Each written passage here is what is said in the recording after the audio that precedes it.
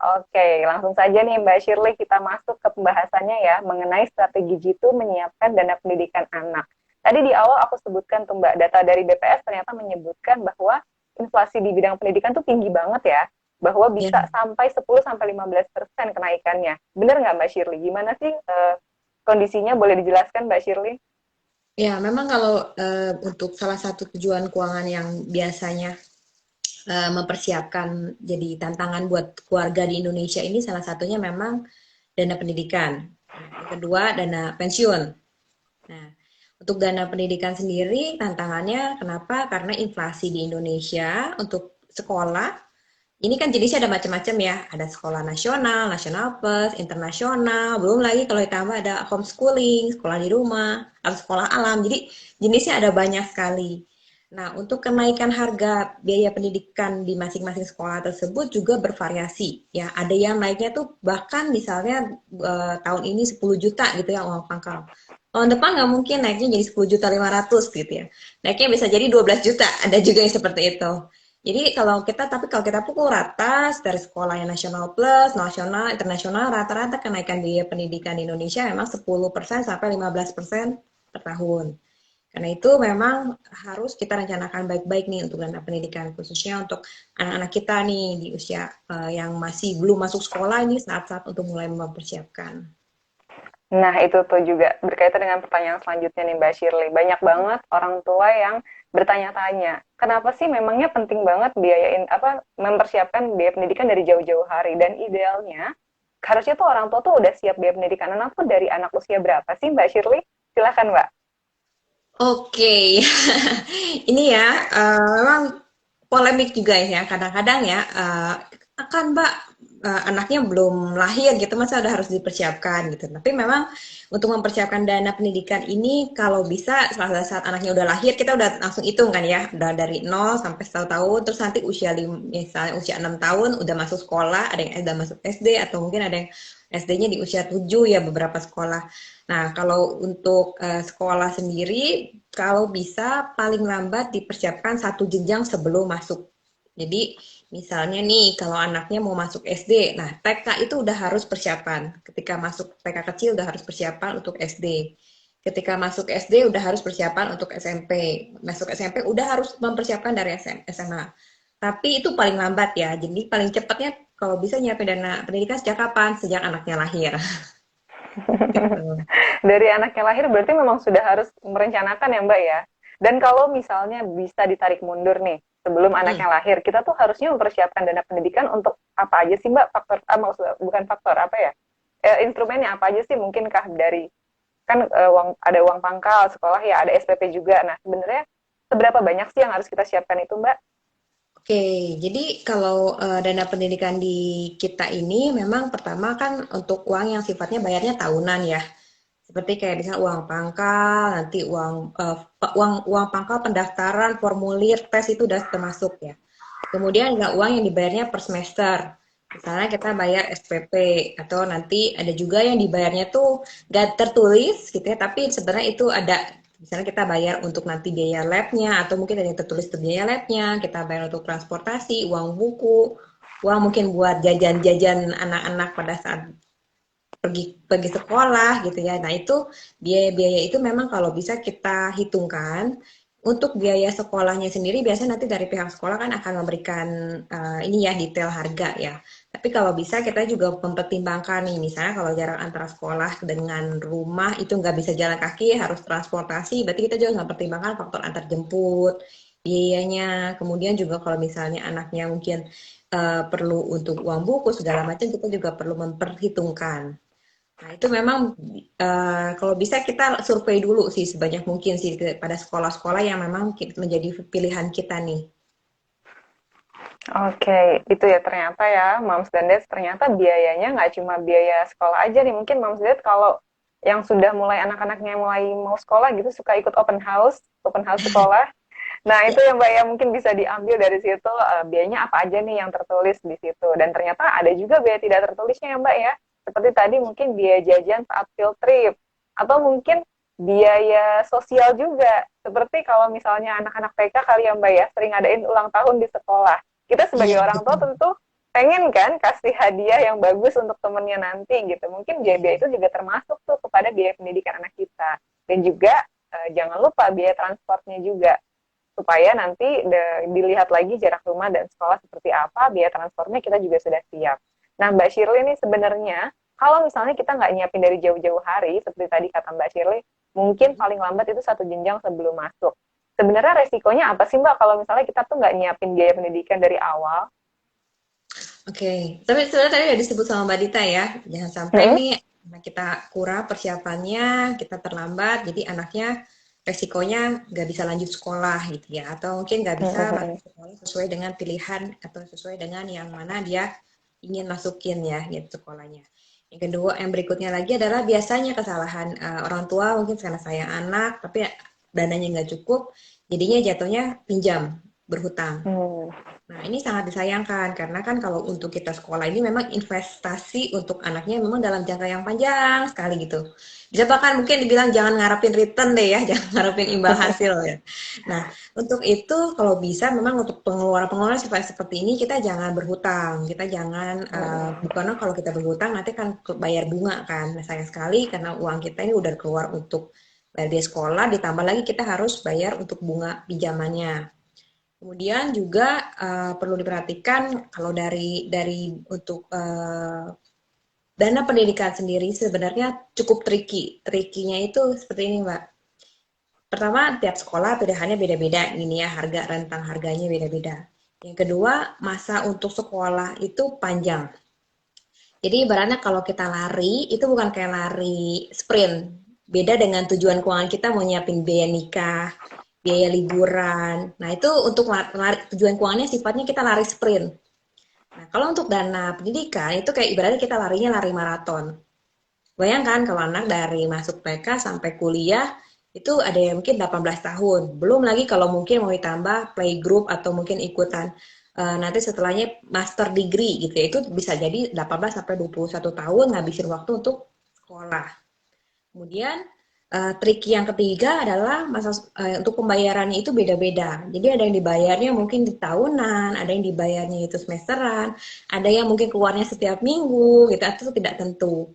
Nah, karena itu untuk dana pendidikan sendiri memang eh, perlu kita perencanakan untuk tadi biaya-biaya tadi tidak yang tertulis itu, tapi juga kita perlu memperhatikan timing-timing untuk pembayarannya. Jadi bukan cuma soal jumlah, tapi timing-timing nih, kapan nih bayarnya nih, dana-dana ini perlu dikeluarin kapan. Seperti itu. Jadi salah satu yang mungkin perlu diperhatikan untuk resiko dana pendidikan ini bukan cuma kurangnya, tapi kita salah timingnya, kita salah mengeluarkan, kita nggak terjadwal. Jadi bisa tiba-tiba nih, oh harusnya dananya ada, tapi timingnya nggak tepat, dananya lagi disimpan di tempat yang lain, seperti itu. Oke, nah itu tadi ya manusia. Ternyata bukan cuma risiko bahwa anak mungkin putus sekolah aja, ternyata ada juga kita mungkin bisa terlilit hutang kemudian saat ternyata biaya pendidikannya belum siap. Dan juga tadi Mbak Shirley menyebutkan bahwa kita juga nggak pengen kan kalau anak kita ternyata pengennya sekolah di mana, ternyata harus berhenti karena kitanya belum siap biaya pendidikan, padahal anaknya juga pengen. Padahal kita sebagai orang tua pengennya ngasih yang terbaik ya Mbak ya.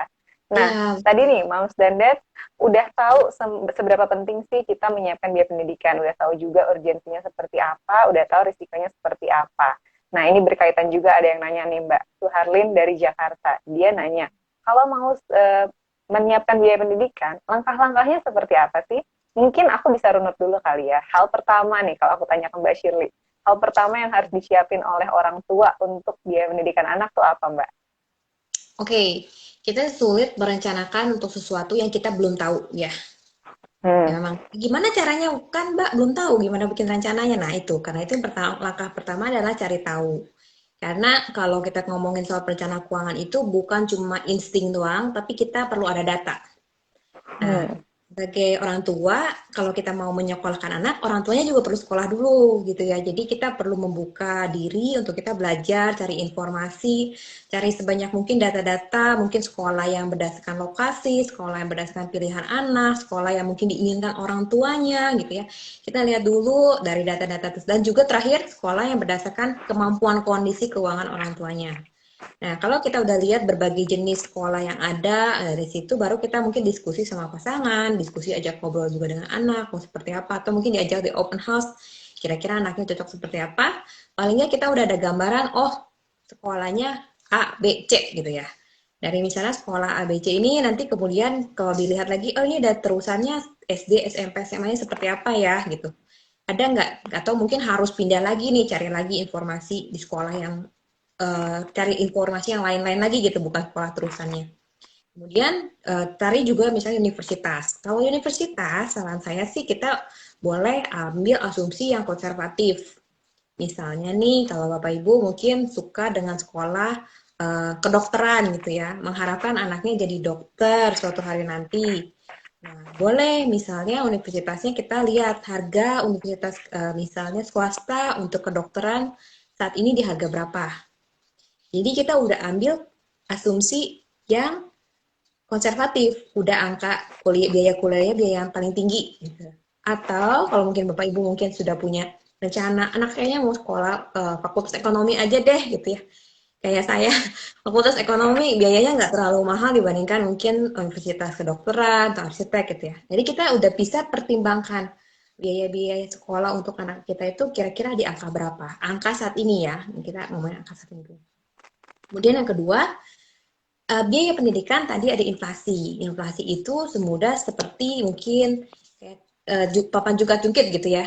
Jadi kalau misalnya harganya naik, harga sekolah naik, nilai uang akan turun. Nah, kalau kita bicara kenaikan biaya pendidikan atau mungkin pakai angka ya mungkin ya Mbak. Misalnya kenaikan angka ke 100 juta. 100 juta hari ini sama 100 juta 10 tahun lagi udah beda. Ekuivalennya kalau 10 tahun lagi udah di sekitar 260 jutaan. Kita bulatkan aja 260 jutaan. Jadi cara kita untuk mencapai 10 100 juta saat ini kelihatannya kayak gede, tapi kalau 10 tahun lagi udah setara dengan 260 jutaan. Kalau 20 tahun lagi bukan 400 juta tapi 670-an juta. Jadi itulah inflasi, bunga berbunga. Jadi nilai uang terus mengalami kenaikan. Nah, karena itu langkah yang berikutnya adalah kita memang perlu menghitung angka estimasi kita ini. Misalnya kalau kita hitung itu dengan biaya saat ini pendidikan misalnya 150 juta atau mungkin 300 juta. Saya nggak tahu Bapak Ibu mungkin tinggal di daerah mana ya. Nah, mungkin anggap aja misalnya 300 juta gitu. Nanti setelah diinflasi, anaknya 10 tahun lagi, 20 tahun lagi dengan total-total biaya pendidikan bisa perlu mengumpulkan berapa. Nah, kalau untuk Bapak Ibu mungkin yang tidak terlalu mengerti soal keuangan, boleh cek misalnya ada kalkulator finansial gitu ya, kalkulator yang tapi bentuk itunya finansial. Kemudian bisa juga mungkin di Excel atau cari di internet atau juga bisa manfaatkan aplikasi finansialku untuk menghitung dana pendidikan. Kenapa kita perlu menghitung dana pendidikan? Supaya kita berdasarkan inflasi tersebut kita tahu nih, oh jadi berdasarkan angka masa depan, saya itu harus menyiapkan angsurannya per bulan sekian. Kemudian untuk kekurangan dananya masih sekian. Memang sulit sih Mbak, kalau kita cuma Instagram live gini, biasanya webinar nih, kalau webinar ada angka-angkanya nih. Tapi Betul kalau betul. misalnya tadi kita ngomongin soal angka 100 jutaan aja, dua kali lipatnya 10 tahun kemudian jadi 260 jutaan, 20 tahun lagi jadi 670.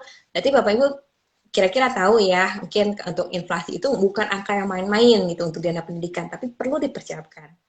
Yang ketiga, cara mempersiapkannya tadi dengan cara apa? Itu melalui pengelolaan keuangan yang baik ya. Lalu salah Hmm. satunya kendaraannya melalui kendaraan investasi. Nah, kendaraan investasi sendiri sebenarnya ada banyak yang kita bisa pergunakan untuk mempersiapkan dana pendidikan anak. Kalau saya biasanya dengan klien-klien yang saya bantu, tergantung kondisinya mereka. Apakah mungkin anaknya ada yang baru lahir, ada kondisinya anaknya mungkin saat ini udah di TK, nyiapin buat SD gitu. Saya biasanya ngelihat bukan di jenjang sekolah mereka di usia berapa, tapi saya akan ngelihat kira-kira berapa dana yang dibutuhkan untuk 1 tahun ke depan, yang akan dikeluarkan untuk biaya pendidikan berapa. Lalu untuk sekitar 1 sampai 3 tahun ke depan itu perlu keluar berapa. Kemudian untuk nanti lebih dari sekitar 3 tahun sampai 5 tahun akan keluar berapa. Dan di atas 5 tahun akan keluar berapa. Biasanya kalau untuk biaya untuk universitas, SMA gitu ya, mungkin di atas 5 tahun, itu Bapak Ibu boleh mengarahkan pada investasi yang tinggi resiko ataupun yang mengalami pertumbuhan dalam jangka panjang. Misalnya seperti saham, reksadana campuran. Tapi kalau untuk investasi yang jangka menengah, tadi kira-kira dananya akan dibutuhkan mungkin sekitar lebih dari 1 tahun atau sampai 3 tahun. Bapak Ibu boleh arahkan pada investasi yang sifatnya menghasilkan keuntungannya moderat, resikonya moderat. Misalnya Bapak Ibu mungkin mau naruh di reksadana pendapatan tetap, boleh. Atau mungkin di peer-to-peer lending, boleh. Atau Bapak Ibu juga kalau untuk dana pendidikannya misalnya tahun depan akan dipakai nih ya, tahun depan itu bisa jadi mungkin 6 bulan lagi, bisa jadi 8 bulan lagi, atau persis tahun depan, maka Bapak Ibu boleh arahkan investasinya yang rendah resiko. Seperti apa? Misalnya mau deposito perbankan ya, bank digital atau bank konvensional boleh, atau juga boleh reksadana pasar uang. Kenapa jangan masukin ke yang investasi agresif untuk dana yang dibutuhkan di tahun depan? Karena tahun depan belum tentu ekonomi udah pulih, belum tentu harga saham mungkin mengalami suatu kenaikan, belum tentu pilihan kita pada saat investasi-investasi itu juga pada produk yang tepat gitu. Kadang-kadang kita suka berpikirnya, Kak, investasi apa nih ya, Bang, investasi apa? Nah, investasi itu memang kalau kita pilih produk sama kayak kita, mungkin gini Mbak, kalau misalnya, kan saya suka nonton ini ya, suka nonton YouTube tentang masak-masak ya. Jadi Iya, saya iya. ilustrasi gini aja deh. Misalnya nih Bapak Ibu, uh, kita bisa pilih pisau, kita bisa pilih panci, wok, seperti mungkin Chef Devina atau Chef Wilgos gitu ya.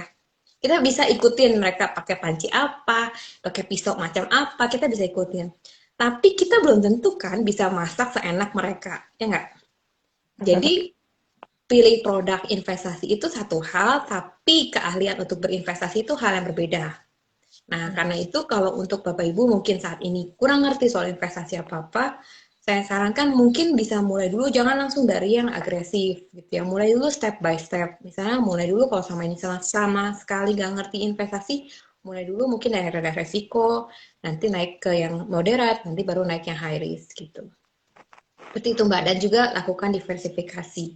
Oh, yang keempat gak kalah penting adalah untuk mempersiapkan dana pendidikan ini kita kan ibaratnya kita mau berkendara nyampe ke tujuan nih. Tapi dalam perjalanan mencapai tujuan itu kan banyak variabelnya ya Mbak. Apalagi 18 tahun itu waktu yang panjang banget. Karena itu ada banyak hal yang kita sebut sebagai ketidakpastian. Ketidakpastian ini tuh bisa mulai dari hal-hal kecil deh, ibaratnya mungkin di rumah atap kita bocor gitu ya, kondisi darurat, atau HP kita kecemplung gitu, aduh harus ganti baru, keluar uang. Atau mungkin adik-adik sakit gitu ya, atau mungkin yang sampai kalau beberapa orang di 2020-2021 kemarin ada yang mengalami di PHK gitu ya, atau juga ada yang bisnisnya lagi turun, atau mungkin sampai resiko yang kita tidak harapkan kita meninggal dunia gitu ya. Nah, dalam perjalanan itu banyak hal-hal yang tidak pasti. Karena itu ada baiknya juga kita mempertimbangkan bukan cuma keuntungan investasi, gimana cara untuk menabung, tapi kita juga mempertimbangkan gimana sih saya memperkecil atau mentransfer resiko-resiko itu kalau sampai terjadi. Nah, untuk yang kejadian-kejadian kecil, mungkin pengeluarannya nggak keluar uang banyak, tapi sifatnya darurat, Bapak Ibu perlu siapkan dana darurat. Kalau Bapak Ibu sudah berkeluarga, ada tabungan anak, minimum siapkan untuk 12 kali pengeluaran bulanan. Sedangkan kalau untuk yang tadi resiko-resiko yang besar, terjadinya mungkin kita tidak prediksi, tapi sekali kejadian butuh uang besar, misalnya kita sakit, kita penyakit kritis, kecelakaan atau meninggal dunia, itu pakai namanya asuransi. Ya, itu jadi untuk mempersiapkan dana pendidikan itu memang bukan cuma soal investasinya atau ngumpulin uang buat nabungnya, tapi banyak hal kalau kita dalam perencanaan keuangan. Oke, Mbak, nah itu dia panjang tadi nih. Moms ya. Lengkap banget langsung dijawab oleh Mbak Shirley semuanya. Bukan cuma langkah awalnya aja nih ya. Tadi sampai 4-5 langkah tuh Mbak Shirley Oh, sudah oke. menjelaskan. Nah, itu tadi ya Moms dan Dad. Tapi ini ada juga yang bertanya nih Mbak Shirley. Kita kan juga tahu ya banyak banget bank-bank yang menawarkan tabungan khusus pendidikan anak. Nah, sebenarnya tuh kita tuh harus punya tabungan khusus sendiri nggak sih untuk pendidikan anak atau bisa digabung aja nih dengan tabungan biasa kita sehari-hari gitu sebagai orang tua? Silakan Mbak Shirley. Oke, memang bank-bank banyak yang menawarkan produk tabungan pendidikan anak atau juga dari perusahaan asuransi yang menawarkan asuransi pendidikan ya. Tapi sebenarnya fungsinya kurang lebih tadi udah disampaikan. Jadi emang untuk kita perlu berinvestasi. Yang kedua adalah kita perlu proteksi. Dan kalau Bapak Ibu mungkin nggak mau pusing dalam satu fungsi yang sama, ya tadi contohnya misalnya asuransi pendidikan atau mau dari bank produk tabungan pendidikan. Tapi sebenarnya kalau saya sendiri sebenarnya kalau mau dipersiapkan terpisah boleh. Jadi nggak mesti kita mengambil tabungan pendidikan, nggak mesti kita mengambil produk asuransi pendidikan. Tapi kita boleh persiapkan, misalnya kita punya asuransi jiwa tersendiri, kita punya investasi tersendiri yang kita persiapkan, misalnya dalam reksadana, atau kita dalam saham, atau misalnya kita dalam peer-to-peer lending, khusus untuk pendidikan anak. Jadi buat saya nggak boleh kalau mau mengambil tabungan pendidikan atau asuransi pendidikan atau mungkin produk apapun yang embel-embelnya pendidikan, tapi kalaupun tidak mengambil bisa kok mempersiapkan sendiri seperti itu. Oke. Jadi nggak mesti paket itu diambil gitu. Tapi biaya pendidikan sendiri harus dipisahin nggak sih Mbak sama biaya tabungan yang Pisahin, lainnya? pisahin, pisahin. Berarti berarti tetap harus dipisahin, hanya saja instrumennya nggak harus tabungan pendidikan ya Mbak, bisa Iya, macam-macam betul, itu betul. tadi. Nah ini juga ada yang bertanya nih Mbak, Lasmina dari Tangerang. Kalau misalnya kita mau menyiapkan biaya pendidikan, idealnya pembukaannya tuh mulai dari berapa sih Mbak? Silahkan Oke, Mbak Shirley. balasminya butuh dana pendidikannya berapa? Ini memang kalau gini ya, kita kan tujuan keuangan tuh cita-cita pasti banyak ya gitu. Mungkin nggak cuma Mm-mm. dana pendidikan, tapi ada juga perlu nyiapin pensiun, perlu nyiapin bayar cicil KPR gitu ya, atau mungkin ada tujuan keuangan yang lain deh. Nah, karena itu kalau bisa memang untuk kita berinvestasi sebisa mungkin minimum 20% dari penghasilan bulanan. Tapi Hmm. kalau cuma pakai kita ambil yang minimum aja, kita nggak bisa nyampe banyak hal gitu. Jadi untuk melakukan kalau kita tujuan keuangannya besar, kita ingin mencapai banyak hal, pertama adalah mulai dulu dari yang kita bisa berapa. Misalnya kita balas nih, misalnya bisa konsistennya 10% dulu dari gaji gitu ya, dari penghasilan bulanan. Nanti jangan bertahan hanya di 10%. Kita bisa naikin, misalnya naikin 15%, 20%. Nah, untuk 20%-nya kita harus bagi-bagi kan. Ada yang tadi buat dana pendidikan anak, ada yang buat dana pensiun, ada yang buat bayar ini, bayar itu, bayar ini, bayar itu. Nah, jadi saran saya, kalau bisa dana pendidikan anak minimum 10%-nya aja dari penghasilan. Minimum 10%. Hmm. Tapi kalau misalnya Bapak Ibu ternyata, oh saya bisa berinvestasinya 50% dari gaji gitu ya. Wah, berarti lebih bagus. 20% atau 30% harusnya lebih bagus untuk dana pendidikan anak. Nah, jadi balik lagi sesuai kemampuan. Nah, kemudian yang kedua, sambil kita mengalokasikan investasi yang tidak kalah penting adalah terus perbesar penghasilan bulanannya. Jadi mulai saat ini mungkin coba melihat peluang kiri kanan, kira-kira apa sih mungkin yang selama ini nggak pernah kepikiran, coba mungkin dijadiin proyek keluarga gitu ya. Karena ini juga yang saya belajar gitu ya. Kalau misalnya kita nggak cukup dengan saat ini ya kita nggak bisa maksain mungkin dari yang penghasilan saat ini, tapi kita harus membuka diri kita, maksain membuka peluang gitu ya. Mungkin kita perlu jadiin melibatkan anak-anak juga untuk proyek keluarga meningkatkan penghasilan gitu ya. Misalnya bisnis bareng atau mungkin ajak untuk bikin proyek apa gitu nanti di sell dijual online atau seperti apa. Jadi anak-anak juga memang kurikulum sampai saat ini pun kita belum ada pendidikan finansial di kurikulum anak kita nih, belum ada. Hmm. Jadi tugas kita sebagai orang tua adalah memasukkan si kurikulum finansial ini dimulai dari keluarga. Nah, salah satunya tadi mungkin bisa ajak itu bukan cuma soal investasi, belajar ajarin soal investasi, tapi juga belajarin soal gimana nih berhemat, gimana nih meningkatkan penghasilan. Jadi kemana-mana ya jawabannya. Tapi Lanjut menarik aja. Mbak ternyata ya. Ternyata dari selain orang tuanya sendiri harus mempersiapkan, mungkin si kecil juga bisa ikut dilibatkan. Mungkin moms dan dad juga mungkin bisa bertanya dari awal. Daripada kita udah menargetkan misalnya aku akan menyiapkan untuk dana pendidikan anakku untuk jadi dokter gitu misalnya. Ternyata anaknya nggak pengen-pengen banget jadi dokter, dia punya cita-cita yang lain. Tentunya moms dan dad jadinya nggak pengen kan apa yang sudah dipersiapkan dari awal ternyata jadi sia-sia karena anaknya melenceng kan siapa orang tua yang pengen gitu anaknya udah sekolah ternyata nggak cocok terus keluar mulai lagi dari awal. Nah itu banyak banget sebenarnya kejadian kayak gitu. Tapi pastinya supaya itu nggak terjadi, Moms Iya, Dad bisa mulai betul. dari awal tanya kepada dia pengennya jadi apa sih. Nah, baru tuh Moms Planet mungkin bisa siapin. Misalnya anaknya mau jadi pilot atau mungkin mau jadi financial planner seperti Mbak Shirley gitu ya.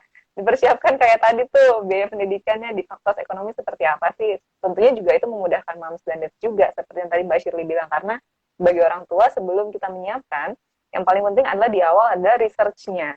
Kita harus banyak-banyakin research juga.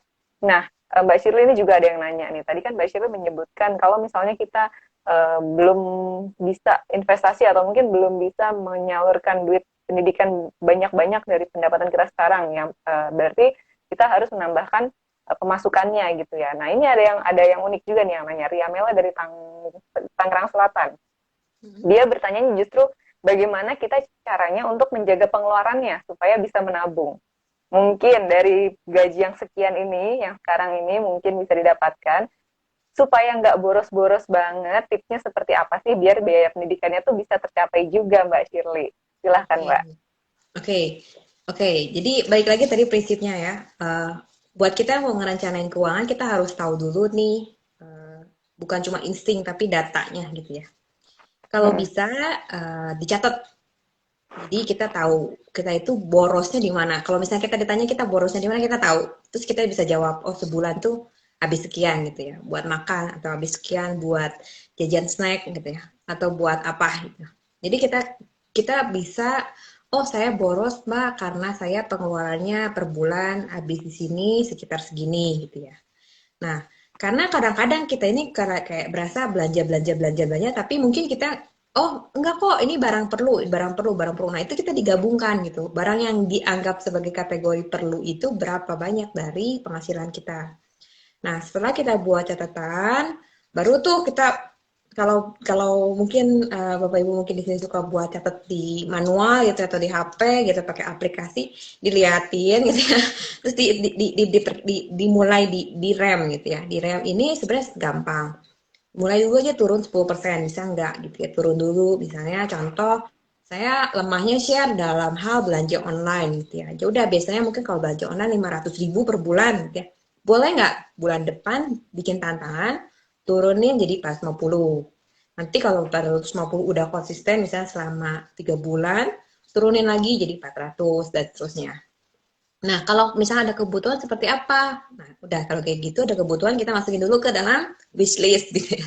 Nah, kan ranjang belanja, terus kita mungkin tunggu boleh manfaatkan. Saya nggak melarang orang untuk belanja promo, nggak gitu. Jadi boleh, cuma memang kita perlu lebih cerdas juga dalam belanja gitu ya. Kita bisa manfaatkan poin, kita mungkin bisa belanja di saat memang lagi diskon gitu ya. Kemudian kalau dari sisi untuk keuangan yang lain, pengeluaran yang lain seperti apa? Misalnya contoh untuk cicilan, kita juga perlu lihat dipisah nih. Mana cicilan yang memang cicilan untuk yang kita produktif, mana cicilan yang memang untuk konsumtif. Produktif itu memang cicilan untuk contoh misalnya KPR atau mungkin kita mau buat usaha atau mungkin kita cicilan yang memang bisa menghasilkan uang lagi untuk kita gitu ya. Nah kalau cicilan konsumtif berarti begitu kita belanjain, begitu kita berhutang, nggak ada pengembalian penghasilan gitu ya, atau nggak ada pengembalian untuk kita nanti misalnya dapat bisa jadi promosi, bisa jadi lebih pintar gitu, bisa jadi cari uang lebih banyak, nggak seperti itu. Kemudian kalau bisa memang untuk sisi utang ini dikurangin paling besar kalau bisa maksimum 30% dari gaji kita. Jangan lebih dari 30%. Kemudian kalau dari sisi apalagi kalau Bapak Ibu mungkin ada sebagai generasi sandwich, maka kita perlu lihat lagi berapa banyak sih benernya pengeluaran kita untuk tanggungan-tanggungan kita gitu ya. Untuk generasi, kalau memang generasi sandwichnya ini untuk sesuatu yang jangka panjang kita akan perlu tanggung, maka kita perlu cermati gitu ya. Bisa enggak kita punya mesin lain, penghasilan lain yang mana bisa bantu untuk generasi sandwich. Misalnya contoh generasi sandwich itu orang menanggung orang tua, kebutuhan orang tua. Boleh dilihat gak kita punya aset apa aja, misalnya kita punya aset di rumah ada sebidang tanah gitu ya, nganggur nggak diapa-apain. Gimana kalau dari rumah dari sebidang tanah itu boleh diusahakan atau mungkin ada aset yang kita bisa berdayakan untuk nambah penghasilan. Nah kalau kadang-kadang tuh kita kalau nggak pernah coba kita nggak pernah tahu sih. Jadi coba dicek dulu ada aset-aset apa yang kira-kira untuk bisa menambah penghasilan, sambil pada saat bersamaan kita juga berusaha mengerem pengeluaran-pengeluaran yang lainnya. Mungkin untuk pengeluaran seperti itu, Mbak. Banyak sih sebenarnya tips and triknya. Seperti itu dulu. Oke, nah itu tadi ya penting banget ya, moms dan dad. Karena sebenarnya walaupun kita punya target-target keuangan, bukan berarti kita nggak bisa have fun juga ya, Mbak Shirley ya. Tadi Mbak Shirley juga menyebutkan Betul. berbelanja saat promo itu nggak masalah. Mbak Shirley sendiri memperbolehkan karena memang kadang ada beberapa kebutuhan yang nggak bisa untuk ditahan ya. Mungkin kalau misalnya moms dan dad sendiri, masalah belanja online tuh nggak selalu identik dengan yang jelek-jelek boros gitu ya. Kadang kita juga belanja kebutuhan tuh di online lebih mudah justru, dan ternyata lebih murah, kayak nggak perlu pakai transport segala macam, itu mungkin bisa menekan pengeluaran juga. Tapi mungkin timingnya nih bisa disesuaikan, boleh belanja pas promo biar lebih murah, boleh belanja pakai poin biar berasanya tuh ngeluarin duitnya tetap sedikit gitu, tapi items yang kita pengen tetap bisa didapatkan. Nah itu dia ya moms and dads. Nah ini Mbak Shirley, masih ada juga ini yang bertanya Mas Safior, Savio MR. Nah, Mas Syafir ini tadi kan kita sudah sempat bahas tentang instrumen investasi ya. Mungkin ini Mas Syafir juga bertanya sebenarnya instrumen investasi yang cocok untuk dana pendidikan itu seperti apa. Tadi udah dijawab sama Mbak Shirley, tapi aku pengen menanyakan lagi nih Mbak. Kalau disesuaikan dengan jangka waktunya, pendek, menengah, panjang, kalau boleh disebutin, pendek itu sependek apa Mbak? Panjang itu sepanjang apa? Dan instrumen apa yang tepat? Boleh silahkan Mbak Shirley. Oke, jadi kita ulang lagi ya. Jadi kalau untuk yang Mm-mm. di bawah 1 tahun itu kita kategorinya investasi jangka pendek. Di Jadi bawah dana setahun ya Mbak ya, itu, pendek tuh. misalnya kita butuh bayar dana untuk uang pangkal, SPP, misalnya 6 bulan lagi, SPP, SPP, terus juga mungkin kita perlu keluarin untuk biaya-biaya, kita direncanakan dulu. Jadi kira-kira mungkin tadi berkaitan sama dana pendidikan, kita bukan cuma jumlahnya nominalnya kita butuh berapa, kita tapi perlu pintar-pintar mengatur cash flow kita. Jadi agar keuangan kita tiap bulan tetap positif, penghasilan lebih besar daripada pengeluaran, maka kita perlu rencanakan. Karena kalau dana pendidikan kan pasti agak lebih jelas ya Mbak. Oh ini uang pangkal harus bayar jatuh temponya setengah sekian, SPP tanggal sekian, ini sekian gitu. Nah, kalau misalnya ada beberapa universitas mungkin di saat pandemi ini terima cicilan gitu ya, bayar uang kuliah bisa dicicil. Nah itu kita perlu perlu kira-kira nih untuk bisa berapa kali cicil, jatuh tempo kapan kapan kapan. Nah, untuk yang tadi jangka pendek, boleh tadi reksadana pasar uang atau mungkin produk perbankan, deposito, tabungan ya, baik itu mungkin bank konvensional atau digital boleh gitu. Nah, kemudian untuk yang jangka menengah itu memang relatif ya. Ada yang mungkin 1 sampai 3 tahun. Kira-kira angka lebih dari 1 tahun sampai 3 tahun itu boleh dikategorikan sebagai jangka menengah. Nah, jangka menengah ini misalnya sekarang SD kelas 4, berarti nanti 2 tahun lagi akan nyiapin buat masuk SMP. Ya betul ya.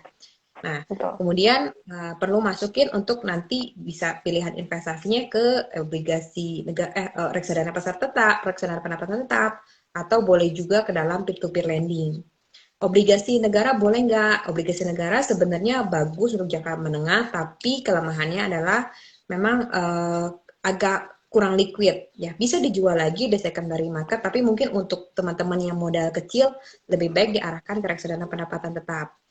Kemudian kalau untuk yang jangka panjang lebih dari 3 tahun atau mungkin sekitar 3 sampai 5 tahun itu bolehlah gitu kita mungkin kategorikan sebagai panjang gitu ya. Jadi Bapak Ibu untuk yang kategori panjang itu kita kategorikan investasinya ke yang resiko tinggi. Contohnya misalnya ke reksadana campuran, reksadana saham atau mungkin ke saham. Nah, memang investasi ini banyak sekarang pilihannya ya. Saya tahu mungkin Bapak Ibu di sini ada pertanyaan, boleh nggak pakai ini, boleh nggak pakai itu. Nah, kuncinya ada dua. Jadi kalau investasi itu, dana pendidikan ini kan sesuatu yang kita udah bisa prediksi tanggal-tanggalnya gitu ya. Kalau bisa, pertama penting adalah investasi kita cari yang investasi ini legal sama logis. Hmm. Sesuai dengan himbauan dari OJK bahwa investasi itu sebaiknya yang legal dan logis. Itu legal artinya ya memang badan investasi itu jelas, investasinya juga diatur secara jelas di bawah aturan peraturan OJK gitu ya. Terus juga logis. Logis ini adalah berarti kita bisa lihat nih kira-kira oh imbal hasilnya itu masih masuk akal gitu ya. Masih masuk akal nggak misalnya nggak menawarkan satu hari misalnya 10% gitu, nggak seperti itu gitu. Langsung atau keuntungan yang pasti dapat aman 100% nggak juga gitu. Dan atau mungkin pasti instan kaya dalam sekejap nggak gitu. Karena kalau kita kaya dalam waktu cepat itu maka kita perlu berhati-hati gitu ya. Pertama adalah biasanya kalau investasi itu saya selalu berpikirnya seperti ini ya. Jadi pemikiran konsep terbalik gitu. Kalau kita mau berinvestasi di perusahaan investasi A dengan misalnya keuntungannya kayaknya instan cepat gitu ya. Kita balikin.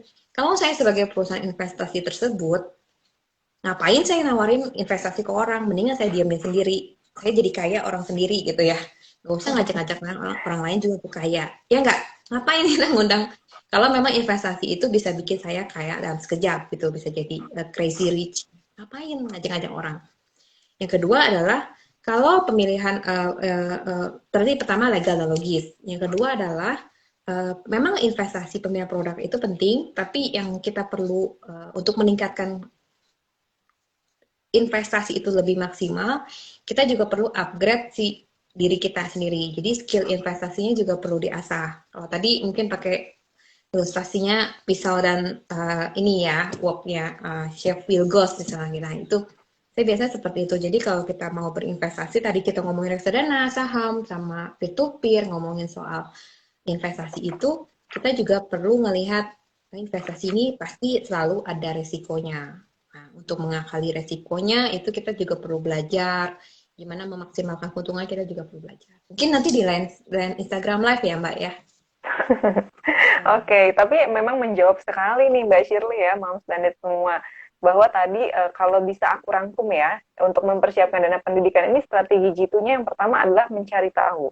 Mungkin Moms dan Dad bisa mulai cari-cari tahu sekolah seperti apa sih yang diinginkan, apakah mau sekolah negeri, sekolah swasta, mau sekolah bertaraf internasional, atau sekolah dengan kurikulum apa, bisa disesuaikan dengan kondisi keuangan keluarga dan juga keinginan keluarganya sendiri, ingin sekolah di sekolah yang seperti apa. Kemudian yang kedua adalah tadi membuat rencananya, karena bagaimanapun mempersiapkan dana pendidikan adalah investasi yang sangat amat panjang, bisa bahkan sampai 17 sampai 20 tahunan, yang mana itu akan lebih mudah terwujudnya kalau Moms dan Dad punya rencana. Seperti apa sih rencananya? Seperti tadi yang Mbak Shirley sudah tentukan, apakah mau di instrumen investasi yang jangka pendek, menengah, atau panjang, atau mungkin mau menyiapkan tabungan sendiri untuk anak-anak pendidikannya nanti seperti apa. Seperti itu bisa. Kemudian tentukan target dan juga perhatikan angka inflasinya. Karena tadi BPS menyebutkan setiap tahunnya itu bisa meningkat sampai 10-15%. Angka inflasinya bisa sampai 3,81% ya, Moms dan Dad. Jadi bisa jadi yang tahun ini misalnya biaya pendidikan sampai 100 juta, 17 tahun lagi saat nanti si kecil mau kuliah gitu ya, harganya udah bisa lebih dari itu lagi gitu Moms, karena nilai uangnya sendiri juga mungkin sudah berbeda di beberapa tahun ke depan. Nah itu dia, jadi jangan lupa untuk perhatikan angka inflasinya.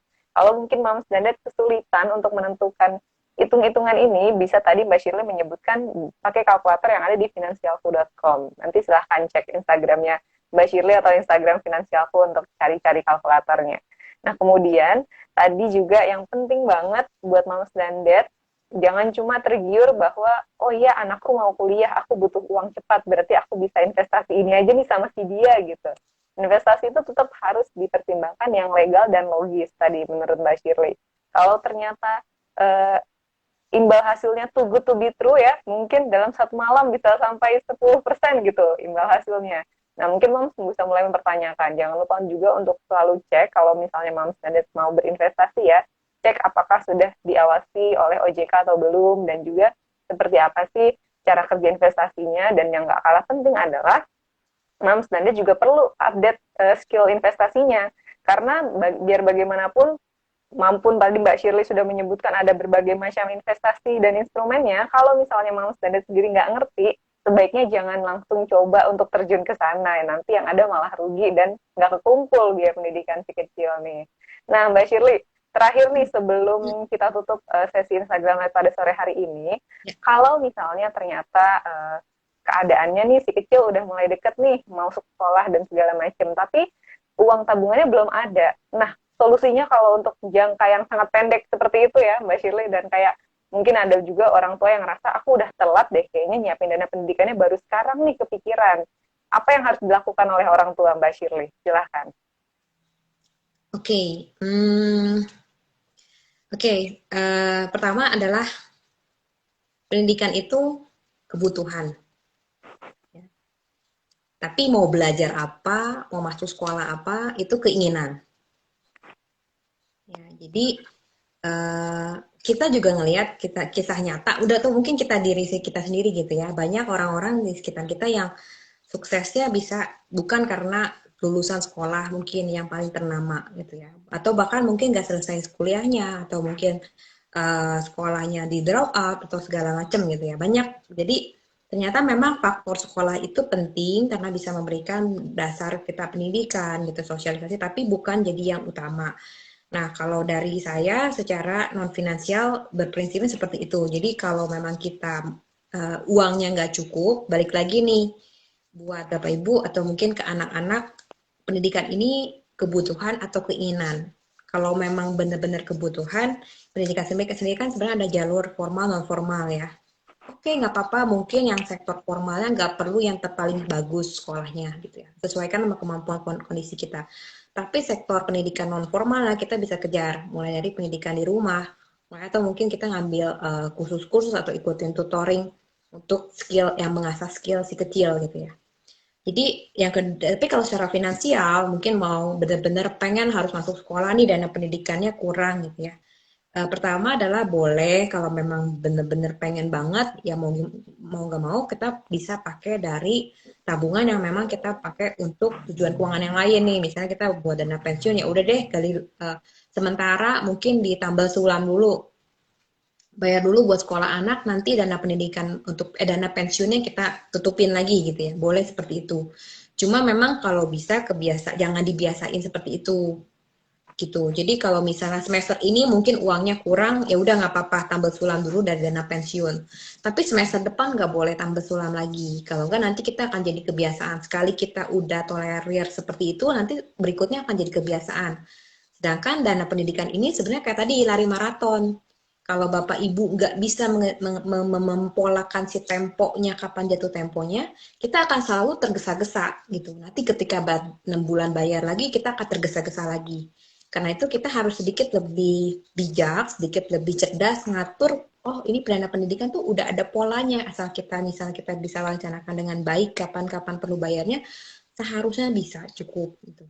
Cuma memang tadi perlu diperhatikan bahwa dalam perjalanan ini tuh banyak resiko, banyak hal-hal tidak terduga yang darurat gitu ya, resiko-resiko besar yang ini kita perlu juga perhatikan. Tadi perlu dana darurat dan juga perlu dari sisi proteksi untuk kita sendiri dan juga keluarga. Oke, Seperti itu itu dia Mbak. tadi ya. Iya, benar banget. Tadi aku setuju banget ya. Pendidikan itu kebutuhan, tapi sekolah di mana itu keinginan. Mungkin ya, Mom Standard pengennya anak kita sebagai orang tua, iya, pengennya yang terbaik untuk anak. Pengennya sekolah yang tinggi-tinggi-tinggi. Tapi coba dilihat lagi kemampuan finansialnya. Nggak menutup kemungkinan si kecil bisa sekolah di sana. Tapi berarti Mom Standard yang harus punya strategi gitunya untuk menerapkan seperti apa sih cara kita ngumpulin biaya pendidikan buat anaknya. Nah, itu dia Mom Standard, sudah 50 menit nih kita berbincang dengan Mbak Shirley, seru banget dan banyak banget ilmunya yang didapatkan. Buat Moms dan Dads yang mungkin pertanyaannya belum terjawab, boleh silahkan tanyakan nanti sama Mbak Shirley di finansialku.com atau mungkin Moms dan Dads juga bisa untuk baca-baca artikelnya ada di Nakita ID, Moms bisa ketikkan di website Nakita ID dan juga follow Instagramnya Nakita di Instagram @nakita_id, Facebooknya di @nakita.id, YouTube-nya di Nakita Channel dan juga semua obrolan kita nanti akan ada artikelnya juga di website Nakita ID. Itu dia. Mbak Shirley, terima kasih banyak atas kesempatannya sore hari ini dan juga untuk sharingnya. Terima kasih juga buat semua Mama Standard yang sudah bergabung bersama kita. Semoga informasi dan juga ilmu yang disampaikan Mbak Shirley tadi bermanfaat dan juga Mama Standard bisa mempersiapkan dana pendidikan anak dengan sangat baik selanjutnya. Oke, itu dia. Kalau begitu Mama Standard sudah selesai.